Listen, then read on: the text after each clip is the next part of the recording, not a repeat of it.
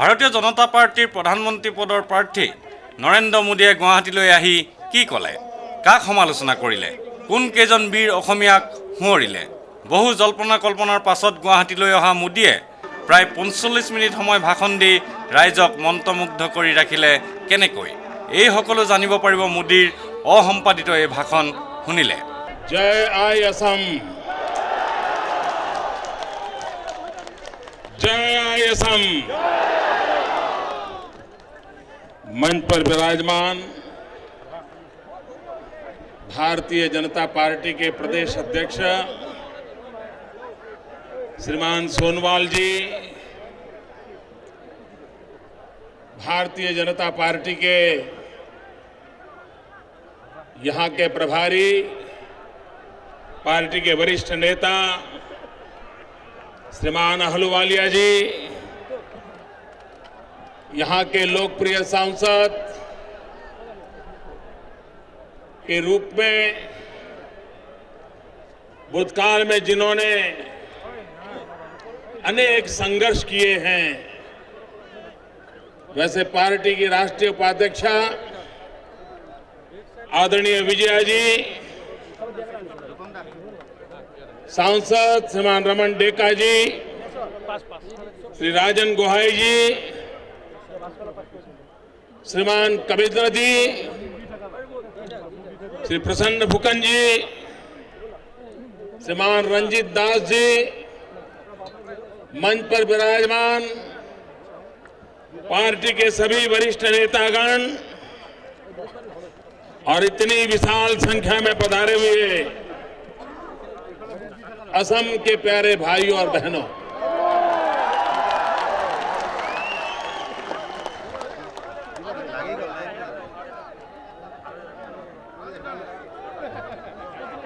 यहाँ के पत्रकारों को भली भांति पता है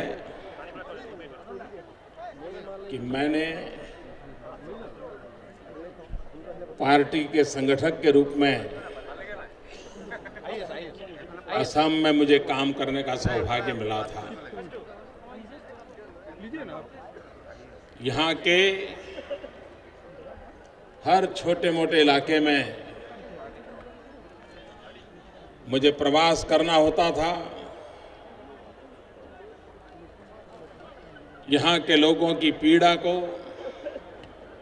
उनकी भावनाओं को मैं भली भांति जानता हूं, समझ पाता हूं।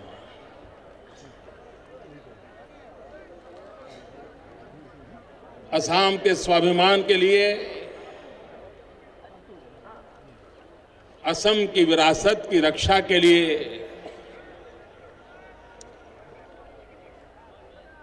जिन्होंने बलिदान दिए थे, उनको श्रद्धांजलि देते के बाद मेरा मंच पर आना हुआ। मैं उन शहीद वीरों को कोटि कोटि प्रणाम करता हूं।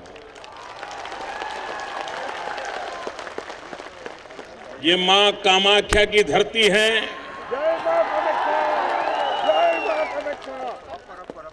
मां कामाख्या के आशीर्वाद के बिना कोई काम होना नहीं है। मैं इस पवित्र धरती को प्रणाम करता हूं। जब असम की याद करते हैं तो एक के बाद एक उन सभी महापुरुषों की श्रृंखला हमारी आंखों के सामने इतिहास के रूप में हमें प्रेरणा देती नजर आ रही है। भास्कर वर्मा जी हो, गोपीनाथ बारदोलाई जी हो, लचित बरफुकन जी हो, श्रीमानता शंकर देवा का पुण्य स्मरण हो, माधव देवा की भक्ति हो, अजान फकीर का सूफी नाद हो, नर नारायण हो, कनकलता जी हो, विष्णु राभा जी हो, लक्ष्मीकांत जी बेजबोरा हो, श्रीमान भूपेन हजारिका जी याद हो, सती जयमती जी का स्मरण हो, सती राधिका जी का स्मरण हो। भाइयों बहनों, कितने महापुरुष इस धरती ने दिए, कितने वीर पुरुष दिए। गोपीनाथ जी ने तो सरदार वल्लभ भाई पटेल के साथ कंधे से कंधा मिलाकर के असम को पाकिस्तान में जाने से बचा लिया था। सरदार वल्लभ भाई पटेल ने देश की एकता का एक महान काम किया था और इसी धरती के लाल गोपीनाथ जी ने कंधे से कंधा मिलाकर के सरदार वल्लभ भाई पटेल का साथ दिया था। लेकिन भाइयों बहनों, दिल्ली की सरकार एक ही परिवार की पूजा में व्यस्त है।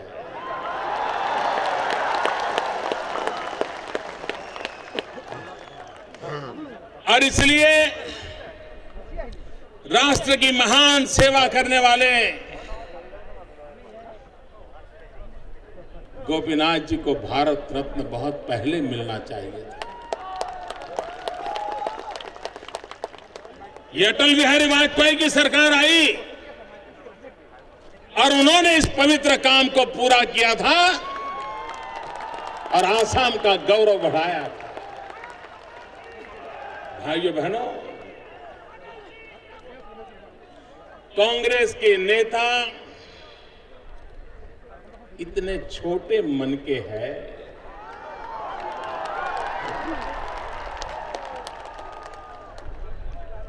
और मन भी छोटा है ऐसा नहीं, उनकी सोच भी छोटी है, उनके सपने भी बहुत छोटे हैं, उनकी दृष्टि भी बहुत पास की है, दूर की नहीं।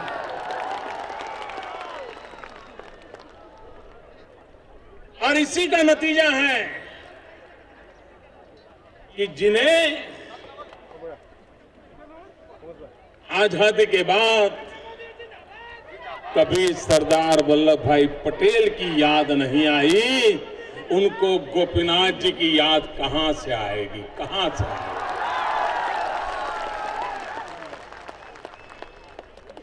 भाइयों बहनों,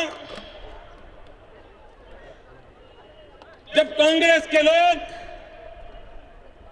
मुझे सवाल पूछते हैं कि मोदी जी आप तो आरएसएस वाले हो, भाजपा वाले हो और आप सरदार पटेल का इतना बड़ा स्टैच्यू बनाने जा रहे हो, स्टैच्यू ऑफ यूनिटी बनाने जा रहे हो। मेहरबान, आपके लिए सरदार वल्लभ भाई पटेल दल के नेता होंगे,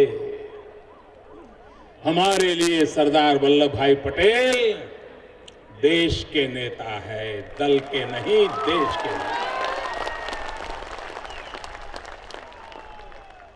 आपके लिए सरदार वल्लभ भाई पटेल राजनेता होंगे, हमारे लिए सरदार वल्लभ भाई पटेल राष्ट्र नेता है, राष्ट्र की धरोहर है, राष्ट्र की विरासत है। कांग्रेस के नेता हमारी इन भावनाओं को नहीं समझ पाएंगे। सरदार वल्लभ भाई को, जिन्होंने देश को एक किया, उस महापुरुष के महान काम को कांग्रेस के नेता कभी भी स्वीकार करने को तैयार नहीं है। और आज जब गुजरात के लोगों ने बिड़ा उठाया है, देश के लोगों से सहयोग मिल रहा है, तो उन्हें न चाहते हुए भी सरदार साहब का नाम बोलना पड़ रहा है। और यही हमारी सफलता है कि 60 साल तक जिस महापुरुष को आपने भुला दिया था, हमने आपको मजबूर किया है, दिन रात उसके नाम के गीत गाने के लिए मजबूर कर दिया है। भाइयों बहनों, आज जब मैं असम की धरती पर आया हूं, तो मेरे मन में भाइयों बहनों पीड़ा बहुत है।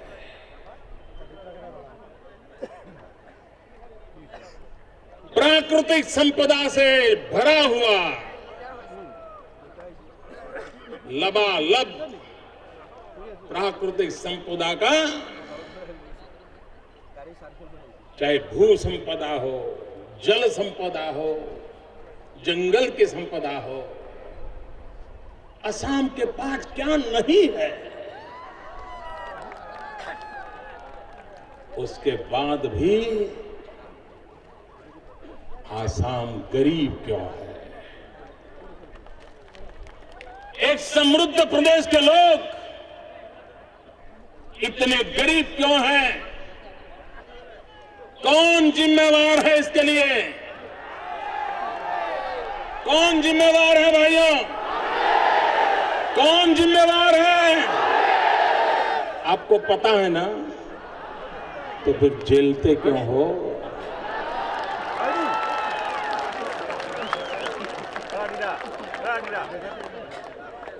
किसका इंतजार था?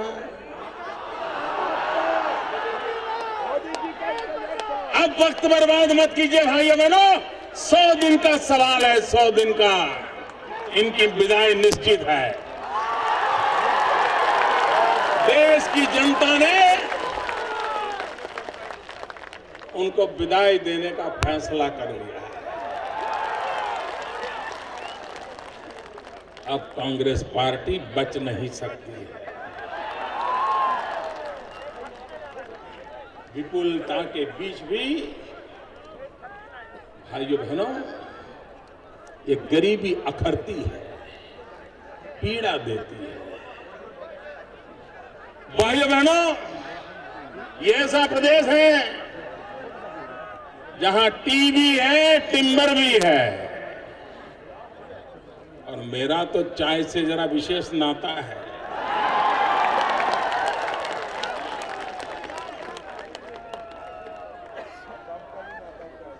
ये आपके हाथ से आई हुई चाय की पत्ती को बचपन में उबाल उबाल करके हम लोगों में ऊर्जा भरते थे।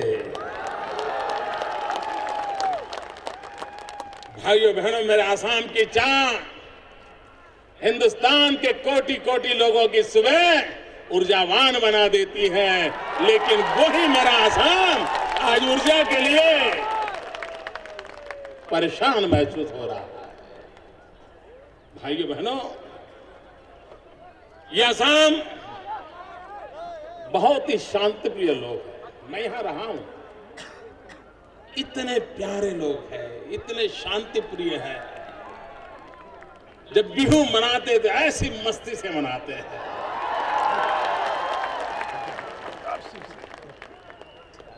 उसी आसाम को लहूलुहान किसने कर दिया?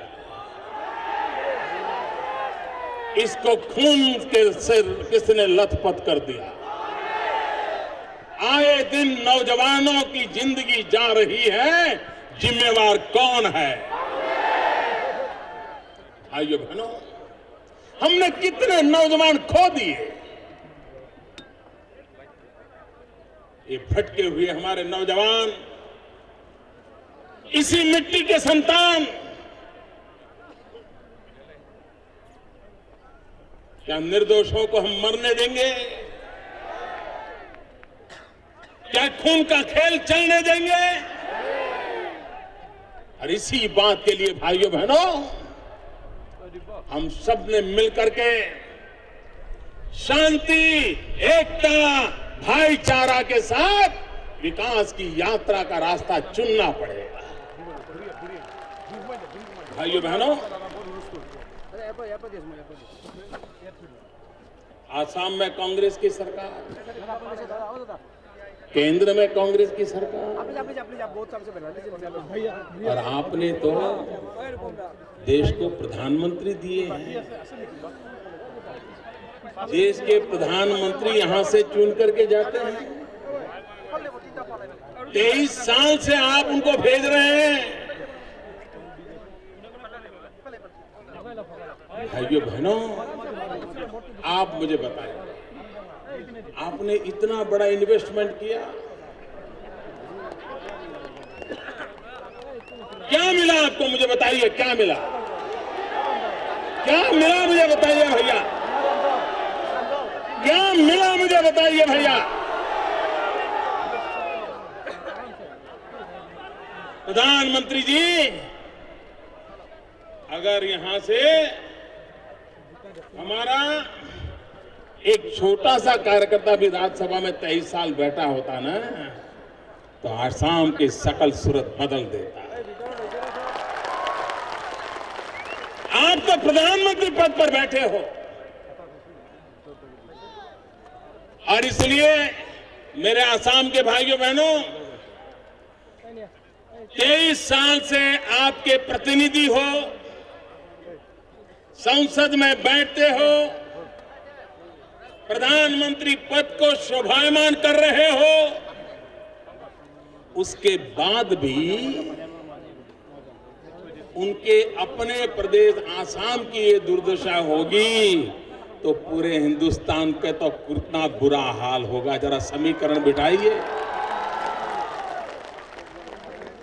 अगर जो आपके होकर के आपका नहीं कर पाए तो देश के में वो किसका कर सकते हैं? प्रधानमंत्री जी, आपको जवाब देना पड़ेगा। और लोकतंत्र में हिंदुस्तान के नागरिकों का हक बनता है आपसे जवाब मांगना। असम की जनता का विशेष हक बनता है आपसे जवाब मांगना। भाइयों बहनों, प्रधानमंत्री आपके हो, मुख्यमंत्री आपके हो, लगातार एक ही पार्टी की सरकार, एक ही नेता की सरकार चली हो, उसके बावजूद भी हमारे नॉर्थ ईस्ट के 8 राज्य हैं, सिक्किम समेत इन नॉर्थ ईस्ट के 8 राज्यों में सबसे बुरा हाल अगर किसी राज्य का है, उन 8 में सबसे बुरा हाल किसी का है तो आसाम प्रांत का है। नागालैंड से भी आसाम की हालत खराब है। भाइयों बहनों, सिक्किम ने टूरिज्म के विषय में इतना काम किया, क्या आसाम में नहीं हो सकता था? क्या हिंदुस्तान के लोगों को आसाम देखने का मन नहीं कर सकता है? क्या दुनिया के लोगों को आसाम देखने के लिए आने की इच्छा नहीं हो सकती है? लेकिन भाइयों बहनों, दिल्ली में बैठी हुई कांग्रेस सरकार, उसको सत्ता में ही रुचि है। भाइयों बहनों, आसाम में प्रति व्यक्ति आय सबसे कम है। ये गरीबी का नजारा है। प्रधानमंत्री और मुख्यमंत्री एक ही दल के, एक ही राज्य के होने के बावजूद भी सर्वाधिक गरीबों की संख्या आसाम प्रदेश में है। भाइयों बहनों, आज सारे हिंदुस्तान के नौजवानों में विकास की भूख जगी है, विकास की एक तड़पन पैदा हुई है, लेकिन उस विकास की यात्रा में आसाम कहीं नजर नहीं आता। भाइयों बहनों, औद्योगिक विकास दर आपको जानकर के हैरानी होगी। आसाम का औद्योगिक विकास दर आधे % तक पहुंचा है, मुश्किल से आधा %। इससे बड़ा बुरा हाल क्या हो सकता है? जहां पर इतनी प्राकृतिक संपदा हो, जहां विकास की पूरी संभावना हो, जहां नौजवान बुद्धिमान हो, पसीना बहाने के लिए तैयार हो, लेकिन उसके बावजूद भी औद्योगिक विकास के नाम पर यहां की हालत पूरे देश में सर्वाधिक बुरी है। भाइयों बहनों, असम की बेरोजगारी का हाल क्या है? 1000 नौजवानों में करीब 750 नौजवान बेरोजगार है। कहां जाएगा? क्या मेरे नौजवान, आप बेरोजगार जिंदगी गुजारना चाहते हो? आपको रोजगार चाहिए? अगर इनके रहते हुए 1000 में 700 बेकार हैं, तो आगे जाकर के क्या होगा, इसका आप जरा हिसाब लगा दीजिए। भाइयों बहनों, इन्होंने इन दिनों चाहे जहां भी जाते इनके नेता, हमने नरेगा दिया, नरेगा दिया, नरेगा दिया ऐसे बोलते हैं ना। जहां आप टीवी पर देखोगे, आप कुछ भी पूछो, वो नरेगा दिखाते हैं। भाइयों बहनों, आपको किसी को नरेगा में रोजगार मिला है? किसी को मिला है? जरा जोर से बोलो, मिला है? ये नरेगा इससे गरीबों को रोजगार मिलता है, दावा करते हैं। आपको मिला है? मुझे खुश करने के लिए मत बोलो, सच्चा बोलो। नहीं मिला है कि मिला है? मिला है। आपको मिला है? आपको रोजगार मिला है? आपको मिला है? फिर भी ये गीत गा रहे हैं। भाइयों बहनों, मेरी जानकारी है, असम के अंदर 12 लाख लोगों ने नरेगा के अंदर काम मांगा था। 12 लाख लोगों ने। और ये दिल्ली में बैठी हुई सरकार कहती है हम सबको देने के लिए बंधे हुए हैं। 12 लाख में से आसाम को कितनों को मिला? 10,000 लोगों को मिला। 10,018। 12 लाख लोग नरेगा में काम करने के लिए तैयार हैं, रोजी कमाने के लिए आना चाहते हैं। लेकिन जिस नरेगा के गीत गा रहे हो, उसने आसाम में 12 लाख में से सिर्फ 10,018 लोगों को रोजगार दिया। क्या ये गरीबों का मजाक है कि नहीं भैया? ये गरीबों की बेइज्जती है कि नहीं है? भाइयों बहनों, इतना झूठ फैला रहे हैं लोग। उन्होंने यहां का हाल ये करा है। यहां की कानून व्यवस्था स्थिति क्या है भाइयों? मुझे बताइए, कोई कानून व्यवस्था का नामो निशान है असम में? आए दिन अपहरण होते हैं, डकैती होती है, हत्याएं होती हैं, धमकियां दी जा रही हैं, बम धमाके हो रहे हैं। भाइयों बहनों, इनको कोई परवाह नहीं, इनको कोई चिंता नहीं है। पुलिस के जवान मारे जा रहे हैं, सीआरपीएफ के लोग मारे जा रहे हैं, बीएसएफ के लोग मारे जा रहे हैं। अगर यहां के सुरक्षा बल सलामत नहीं है, तो सामान्य नागरिक सलामत कैसे हो सकता है?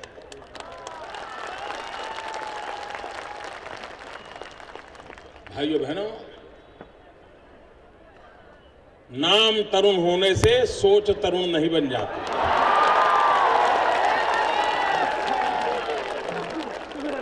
अगर बदलाव लाना है तो सोच भी तरुण होनी चाहिए।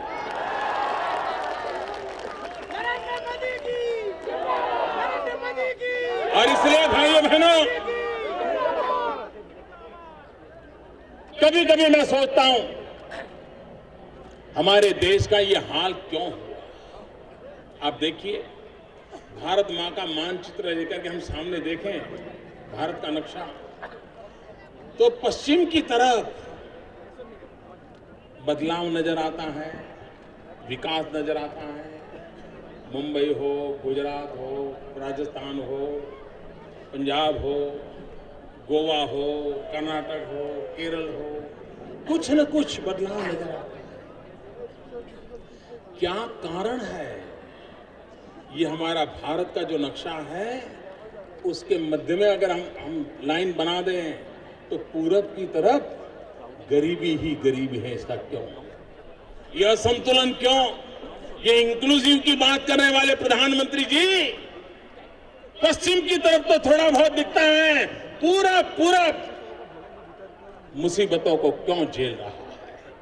जबकि पूरब में उत्तम से उत्तम मानव संसाधन है, सर्वाधिक प्राकृतिक संपदाएं हैं, उसके बावजूद भी सही नेतृत्व न होने के कारण, सही नीतियां न होने के कारण और नियत साफ नहीं होने के कारण ये आज हालत पैदा हुआ है। इस हालत को बदलना है और इसलिए भाइयों बहनों, भारतीय जनता पार्टी का संकल्प है कि हम जिस प्रकार से हिंदुस्तान के पश्चिमी छोर का विकास हुआ है, जल्द से जल्द हिंदुस्तान का जो पूर्वी इलाका है, नॉर्थ ईस्ट हो, बंगाल हो, बिहार हो, उत्तर प्रदेश का पूर्वी इलाका हो, उड़ीसा हो, आंध्र हो, ये सारे क्षेत्र, इनका विकास की हमारी प्राथमिकता है ताकि हिंदुस्तान में सभी राज्यों का बराबर विकास हो सके और इसलिए उसके लिए विशेष ध्यान देने का हम लोगों का सोच है। भाइयों बहनों, और ये सोच हमारी आज की नहीं है। अटल बिहारी वाजपेयी जी जब एनडीए सरकार का नेतृत्व करते थे, तब से हमने इन बातों पर ख्याल रखा है। ये वाजपेयी जी थे जिन्होंने पहली बार नॉर्थ ईस्ट के विकास के लिए अलग मंत्री की, अलग मिनिस्ट्री की व्यवस्था की थी, अलग डिपार्टमेंट खोला था। इतना ही नहीं, प्रधानमंत्री स्वयं नॉर्थ ईस्ट में आकर के पूरा अपना काफिला लेकर के आए थे, सारे अधिकारियों को लेकर के आए थे। 2 दिन यहां पर रह करके सारे फैसले उन्होंने यहीं पर कर दिए थे नॉर्थ ईस्ट में आकर के, क्योंकि वो विकास की यात्रा को आगे बढ़ाना चाहते थे। 40,000 करोड़ रुपए का पैकेज दिया था, क्योंकि भारत की रक्षा के लिए भी एक महत्वपूर्ण ये क्षेत्र है, भारत के गौरव के लिए भी महत्वपूर्ण क्षेत्र है और इसलिए उन्होंने विशेष ध्यान दिया था भाइयों बहनों।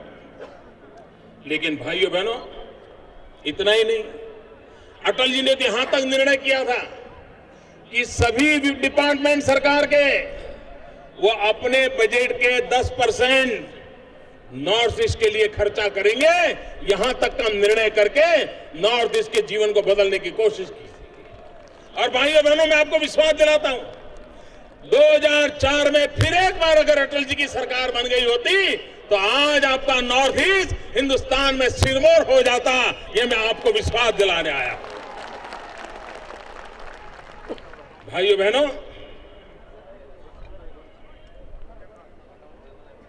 अब 7 के 8 राज्य बन गए।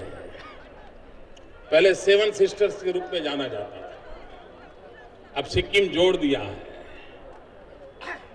भाइयों बहनों, पहले जब 7 सिस्टर्स कहते थे,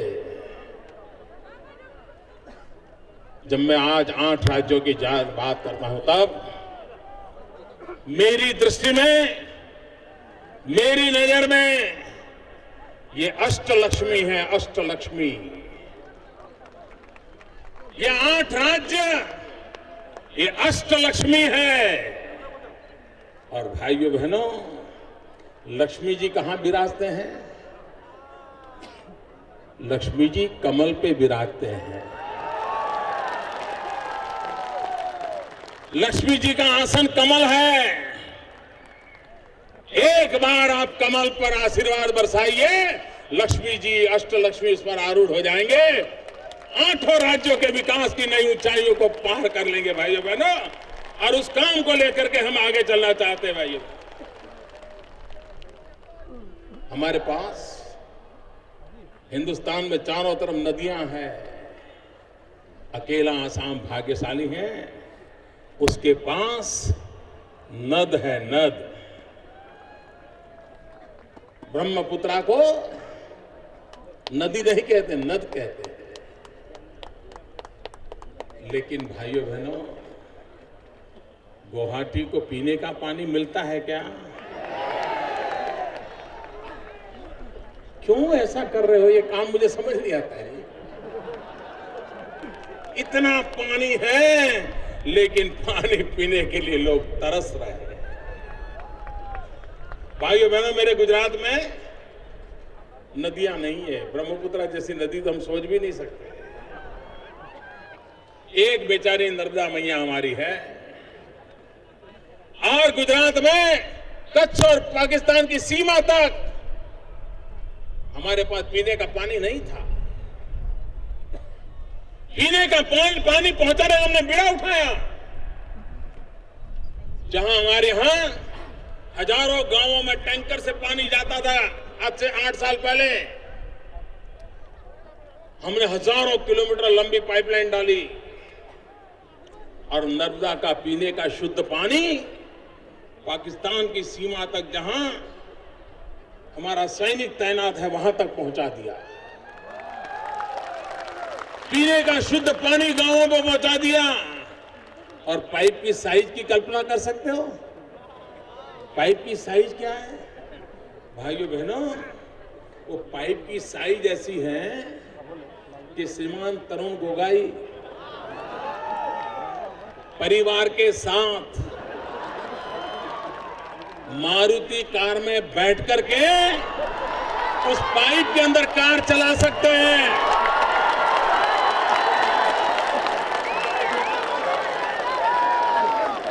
इतनी बड़ी पाइपलाइन है और हमने पानी पहुंचाया है। और ये सरकार देखिए, पानी बहता रहा है, पीने के लिए तरसता रहा है शहर। ये गुड गवर्नेंस का तकाजा है भाई। कौन कहता है रास्ते नहीं निकल सकते हैं? मुसीबतें आती हैं, लेकिन मुसीबतों के रास्ते भी खोजे जा सकते हैं। लेकिन इसके लिए नेता चाहिए, नीति चाहिए और सबसे बड़ी बात नीयत चाहिए। भाइयों बहनों, अटल जी ने एक सपना संजोया था नदियों को जोड़ने का, और देश के प्रबुद्ध लोग इस मिशन में जुड़े थे। काफी योजना आगे बढ़ी थी और नदियों को जोड़ने से लोगों को पीने का शुद्ध पानी मिलना है, खेत में पानी पहुंचना है, बाढ़ से भी बचना है, सूखे से भी बचना है। ऐसा उत्तम काम होता है। तो किसी ने सुप्रीम कोर्ट में पीआईएल कर दी। सुप्रीम कोर्ट ने मनमोहन सिंह जी की सरकार को डंडा मारा और कहा ये काम जल्दी करो, कमेटी बनाओ, क्या हो रहा है बताओ। भाइयों बहनों, उन्होंने कमेटी बनाने में 15 महीने लगा दिए। इनकी गति देखो, इनकी गति। और अगर गति ऐसी है तो मति कैसी होगी, इसका आप अंदाज कर सकते हैं। और इसलिए भाइयों बहनों, आज जब मैं नौजवानों के बीच आया हूं, तब हिंदुस्तान भाग्यवान है। 65% जनसंख्या 35 साल से कम आयु की है। जिस देश के पास 65% जनसंख्या ऐसी नौजवान हो, यौवन से भरी हुई हिंदुस्तान की धरती हो, अगर उस नौजवानों के हाथ में हम हुनर नहीं देंगे, अगर हम नौजवानों को काम का अवसर नहीं देंगे तो ये डेमोग्राफिक डिविडेंड डेमोग्राफिक डिफिकल्टी में बदल सकता है।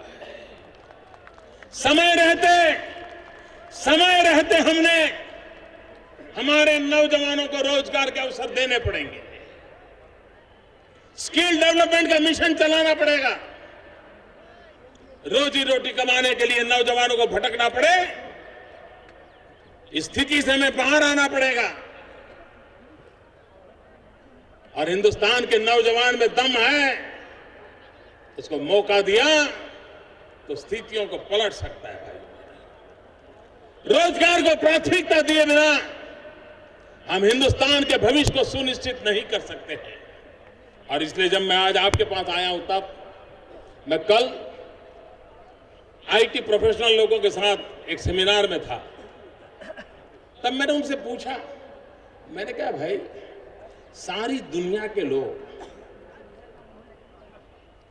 आईसीटी के माध्यम से आउटसोर्स करवा रहे हैं। अमेरिका काम आउटसोर्सिंग से बेंगलोर में हो रहा है, दुनिया के कई देशों का हो रहा है, क्योंकि वो आर्थिक रूप से उनके लिए सुविधाजनक होता है और हमारे लड़कों में टैलेंट होती है। पहले काम बेंगलोर में ज्यादा होता था, बेंगलोर भर गया तो हैदराबाद गया, हैदराबाद भर गया तो चेन्नई गया, पुणे गया। क्या ये काम आसाम में नहीं हो सकता है? क्या ये काम नॉर्थ ईस्ट में नहीं हो सकता है? क्या ये काम छोटे शहरों में नहीं हो सकता है? अगर हम ब्रॉडबैंड कनेक्टिविटी दें, ऑप्टिकल फाइबर नेटवर्क की सुविधा दें, सैटेलाइट सिस्टम से अगर उनको कनेक्टिविटी की सुविधा करें, तो असम के गांवों में भी हमारे बच्चे आईटी के माध्यम से, कंप्यूटर के माध्यम से काम करके घंटे 2 घंटों में बैंगलोर के ऑफिस तक पहुंचा सकते हैं, वहां से अमेरिका जा सकते हैं, वो घर बैठे कमाई कर सकता है। लेकिन भाइयों बहनों, ये नहीं करेंगे। अगर मैं ये कहता हूं तो कहते हैं मोदी जी बात तो सही है, लेकिन बिजली कहां है? अरे कहां है तो बिजली लाओ। भाइयों बहनों, ऐसी निराशा, इससे कभी देश प्रगति नहीं कर सकता। तकलीफें होगी, मुसीबतें होगी, कठिनाइयां भी होगी, लेकिन इरादा तो चाहिए। भाइयों बहनों, ये कांग्रेस पार्टी वादे लेकर के पिछले 60 साल से हमको गुमराह कर रही है। अब वादे पर मत जाइए, इरादे लेकर के मैं आया हूं आपके पास, वादों पर मत जाइए। भाइयों बहनों, आपने 60 साल तक कांग्रेस को झेला है ना? 60 साल तक कांग्रेस को झेला है ना? कुछ मिला है? भैया, इतनी कठिनाइयां झेल रहे हो तो एक 60 महीने मुझे दे दो ना। एक 60 महीने दे करके देखो दोस्तों। मैं नहीं कहता है कि हम आपकी आशा आकांक्षाओं में खरे उतरेंगे और हम स्थितियां बदल करके दिखा देंगे। भाइयों बहनों, मैं हैरान हूं, ये कांग्रेस के नेता लोग ये भारत को अपनी पर्सनल प्रॉपर्टी मानते हैं क्या? इन्होंने आसाम की जमीन देने का फैसला किया, आपको पूछा था क्या? आपको पूछा है क्या? ये किसको पूछ के कर रहे हैं भाई? जरा किसको पूछ के कर रहे हैं? क्या लोकतंत्र है कि नहीं है? आपने आसाम के कांग्रेस के नेताओं से जवाब मांगा? ये किसको पूछ कर रहे हो? भाइयों बहनों, अटल जी कहा करते थे कि हम भूगोल तो नहीं बदल सकते, लेकिन इतिहास बदल सकते हैं।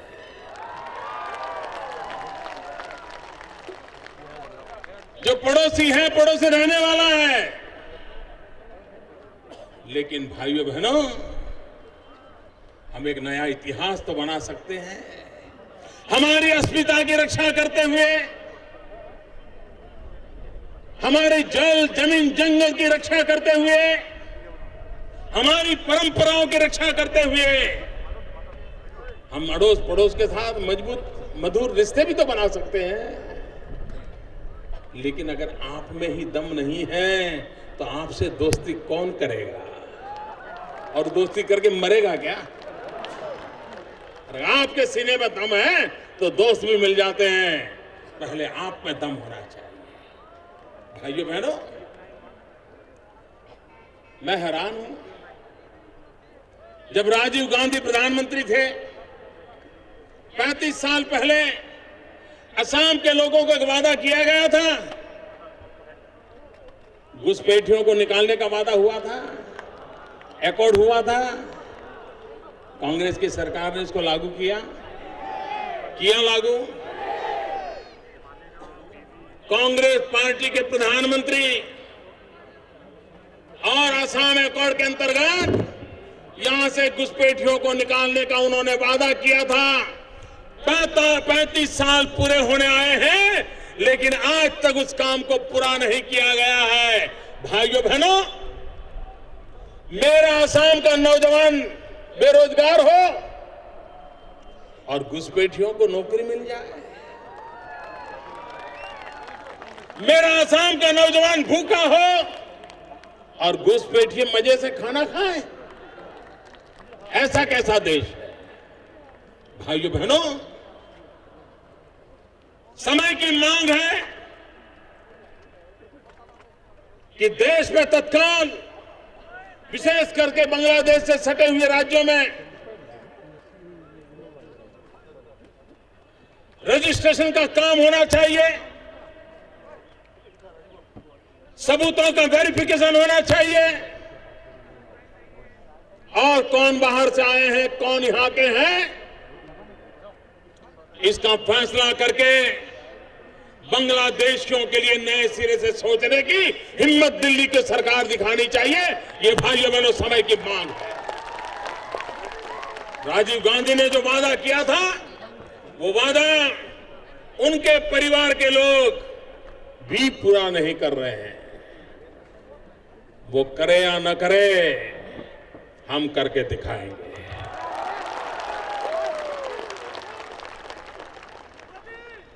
भाइयों बहनों, हमारी हर समस्या का समाधान विकास में है। विकास के बिना समस्याओं का समाधान नहीं होगा। अगर नॉर्थ ईस्ट में रोजगार के अवसर नहीं है तो नॉर्थ ईस्ट के बेटे बेटियों को बाहर रोजगार के अवसर मिलने चाहिए। मैंने एक बार हमारी नॉर्थ ईस्ट के मुख्यमंत्रियों से एक बार बात की थी, मैंने हमारी ऑल इंडिया मीटिंग में। मैंने कहा, आपके राज्यों में से 200 विमेन पुलिस आप मेरे गुजरात में दीजिए। 8 राज्य हैं, 1600 हो जाएंगे। 2 साल के लिए मेरे यहां प्रोबेशन पे रहे और हर 2 साल में नई टीम आती चले। हमेशा हमारे यहां 1600 लोगों को हम रखेंगे, हमेशा के लिए। उनको रोजगार मिल जाएगा। हमें इंग्लिश बोलने वाली अच्छी पुलिसमैन, क्योंकि हमें टूरिज्म डेवलप करना है, या भाषा का बड़ा महत्व है, तो हम टूरिज्म पुलिस को डेवलप करना चाहते हैं, तो वो काम हो जाएगा हमारा। और बदले में क्या होगा, मान लीजिए 1600 पुलिस में हमारे यहाँ से लोग यहाँ गुजरात में आकर के रहते हैं, 2 साल रहते हैं, तो 5-10 परिवारों से तो उनका अच्छा परिचय हो जाएगा। उन 5-10 परिवार को कभी न कभी मन करेगा, चलो यार एक बार उनके यहाँ हो आए। इन 1600 लोगों के माध्यम से 15-20 हजार लोग टूरिस्ट के नाते यहाँ आना शुरू हो जाएंगे कि नहीं आना हो जाएंगे। आप कल्पना कर सकते हैं कितना बड़ा नेशनल इंटीग्रेशन होगा, कितनी बड़ी रोजगार की संभावनाएं पैदा हो जाएगी, कितने नए होटल खुल जाएंगे। लेकिन भाइयों बहनों, इन्होंने कुछ नहीं किया। मेरा निमंत्रण आज भी है, मैं फिर एक बार नॉर्थ ईस्ट के मुख्यमंत्रियों से आग्रह करता हूं, आपके राज्य में से 200, और ये शुरुआत होगी, आगे चलकर तो और क्षेत्र भी खुल सकते हैं। एक गुजरात प्रदेश ऐसा है जो आपको निमंत्रण देता है, आइए मेरे यहां आइए, अपना भाग्य अजमाइए, रोजी रोटी कमाइए। भाइयों बहनों, ये सोच होनी चाहिए।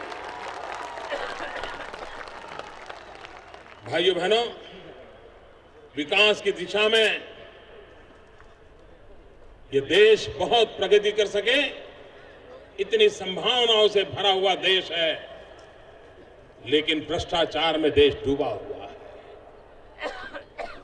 क्या भाइयों बहनों, भ्रष्टाचार जाना चाहिए कि नहीं जाना चाहिए? भ्रष्टाचार खत्म होना चाहिए कि नहीं होना चाहिए? अरे पूरी ताकत से बोलोगे तभी तो जाएगा। भ्रष्टाचार जाना चाहिए। क्या उसका कोई उपाय है? मैं आपको उदाहरण देता हूं, उपाय है। आप मुझे नौजवान बताइए, आप कहीं पर नौकरी के लिए एप्लीकेशन करते हो और इंटरव्यू कॉल आता है, तो सबसे पहले आप क्या करते हो? अपने घर में सर्टिफिकेट खोजते हो क्या? ना, सबसे पहले आप सिफारिश खोजते हो, यार कोई पहचान वाला मिल जाए तो मेरा मेल बैठ जाए। होता है कि नहीं होता है? या आप कोई दलाल खोजते हो कि नहीं खोजते हो? खोजते हो कि नहीं खोजते हो? लाखों रुपए दलाल मारते हैं कि नहीं मारते हैं? भाइयों बहनों, क्या इसका कोई उपाय नहीं है? मैंने एक छोटा प्रयोग किया गुजरात में। मेरे यहां टीचर की भर्ती थी, 13,000 शिक्षकों की भर्ती करनी थी। और आप जानते हैं, आपके यहां शिक्षक की भर्ती करनी होगी तो कितना भ्रष्टाचार होता होगा, कितने लाख रुपए जाते होंगे, करोड़ों करोड़ रुपए का व्यापार हो जाता है ना। हमने तय किया, जिसको भी टीचर बनना है वो अपने सारे सर्टिफिकेट, उसके रिकॉर्ड्स ऑनलाइन कंप्यूटर में डाल दे। जो भी उसका रिकॉर्ड है कंप्यूटर में डाल दे। और हमने कंप्यूटर को कहा कि भाई सबसे ज्यादा अच्छे मार्क वाले हैं, ऐसी 13,000 की सूची निकालो। उसमें जितने दलित को देना चाहिए, जितना ओबीसी को देना चाहिए वो भी सब कर लो, जितने हैंडीकैप को देना है वो भी कर लो। और कंप्यूटर ने लिस्ट निकाल दी। हमने कहा वो उसके घर ऑर्डर भेज दो, नो इंटरव्यू।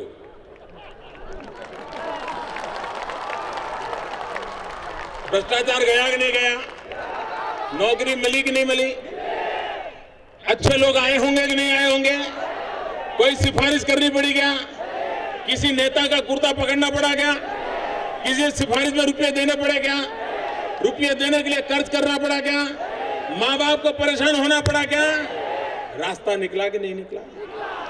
रास्ते निकल सकते हैं, लेकिन भाइयों बहनों, जिनको खुद को भ्रष्टाचार करना है और विदेशों में काला धन जमा करना है, वे कभी इन कामों को करेंगे नहीं। आप मुझे बताओ दोस्तों, हिंदुस्तान का काला धन विदेशों में से वापस आना चाहिए कि नहीं आना चाहिए?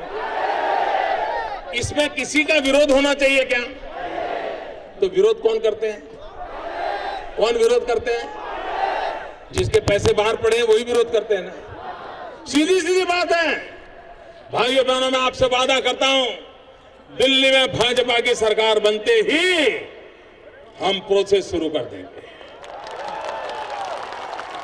विदेशों में पड़ी हुई पाई लाने के लिए हम एड़ी चोटी का जोर लगाएंगे और ये अरबों खरबों रुपया ला करके गरीबों की भलाई के लिए खर्च किया जाएगा, बच्चों की शिक्षा के लिए खर्च किया जाएगा, गरीब को रहने के लिए घर मिले इसलिए पैसा खर्च किया जाएगा, बच्चों की शिक्षा के लिए खर्च किया जाएगा, बूढ़ों को बीमारी में दवाई देने के लिए खर्च किया जाएगा। यह सपना देख करके हम काम कर रहे हैं। भाइयों बहनों, मैं आसाम में ऐसी रैली शायद आसाम के राजनीतिक इतिहास में ऐसी रैली नहीं हुई होगी।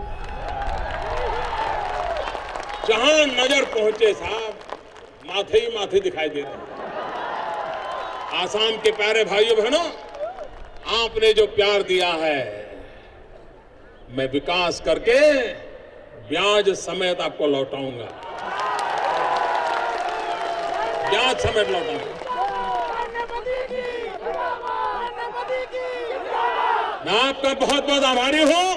मेरे साथ बोलिए, जय आए आसाम। जय असम, जय असम। भारत माता की, भारत माता की। वंदे वंदे वंदे वंदे वंदे वंदे वंदे वंदे।